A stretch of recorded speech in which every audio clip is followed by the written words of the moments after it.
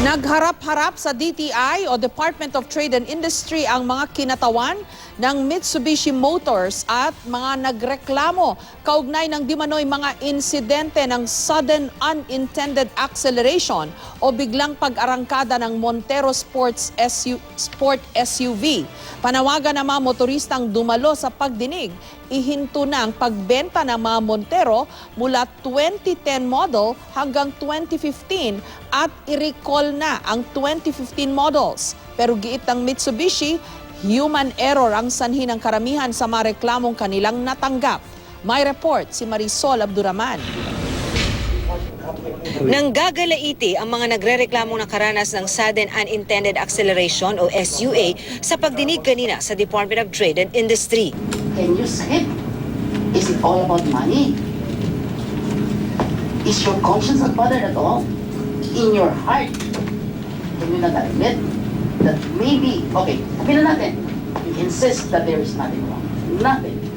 You keep on stating that. And ang Montero drivers lamang ba ang mga tanga? Alalahanin din natin yung family ng mga victims na namatayan. Unang-una, hindi din ito isinagot ng Mitsubishi.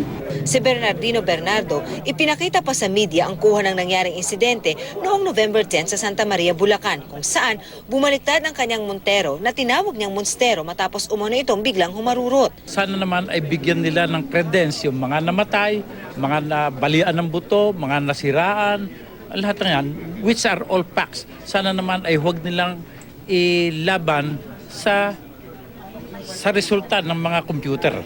Giit ang Mitsubishi Motors Corporation, lumabas sa kanilang investigasyon na human error ang sanhi ng 97 na kasong na-report sa kanila sa kabuuang 119 na inireklamo.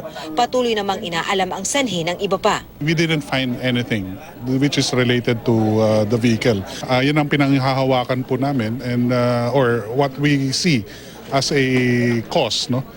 But of course sa side po ng technical, it cannot be well, of course as we presented, it cannot be proven. Lalo tuloy na gitngit ang isang ito. Sinasabihan nila para tayo. Sinasabihan na hindi tayo marunong patakbo.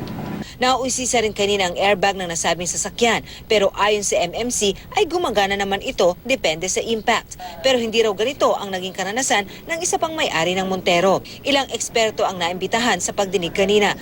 2 linggo ang ibinigay sa panel para ma-finalize ang resulta ng investigasyon. 2 bagay ang iminungkahi ng stakeholders kanina. Una, ihinto ang pagbenta sa mga Montero mula 2010 model hanggang 2015. Pangalawa, ang pag-recall sa 2015 models. I'm happy with the stakeholders. There are proposals to address immediately the issue of safety, which is stopping the sale and also subjecting a recall of all Montero vehicles up to 2015. There's no defect on the Montero. So I think it's unfair if we recall it, because even if we recall it, what do we check? Wala nang susunod pang pagdinig ayon sa DTI. Pero ngayong Biyernes, nakatakdang bumisita ang investigating panel sa planta ng Mitsubishi sa Laguna at inaasahang 2 linggo mula ngayon, ilalabas na ang resulta ng investigasyon. Marisol Abduraman, GMA News.